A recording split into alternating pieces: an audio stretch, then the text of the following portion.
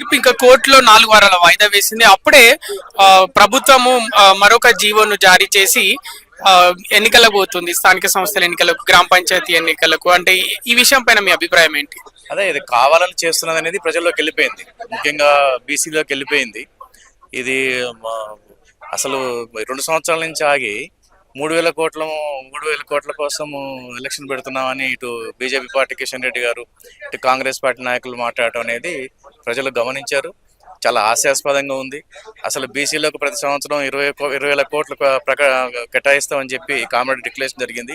ఇప్పుడు ఎన్ని కోట్లు ఇచ్చారనేది ప్రభుత్వమే చెప్పాలి.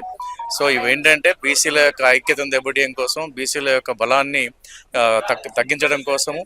ఇలా కంటిన్యూ చేస్తే రేపు సర్పంచ్లో బీసీలు వస్తే వాళ్ళు ఎంపీటీసీలు అవుతారు, జెడ్పీటీసీలు అవుతారు, ఎమ్మెల్యేలు అవుతారు, ఎంపీలు అవుతారు.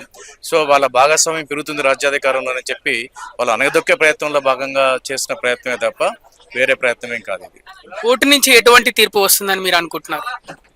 కోర్టు తీర్పులు అనేది మనం ఏమి దాన్ని ప్రిడిక్ట్ చేయలేము. ఆ బేస్ నాకు నిజంగా కూడా తెలియదు. కోర్టు తీర్పుల కంటే కూడా ప్రజా కోర్టుల తీర్పు చాలా గొప్పది. రేపు కాంగ్రెస్ పార్టీ ఇచ్చిన హామీ నిలబెట్టుకోకపోతే రేపు ప్రజా కోర్టులో వాళ్లకు శిక్షలు తప్ప ఓట్ల పరంగా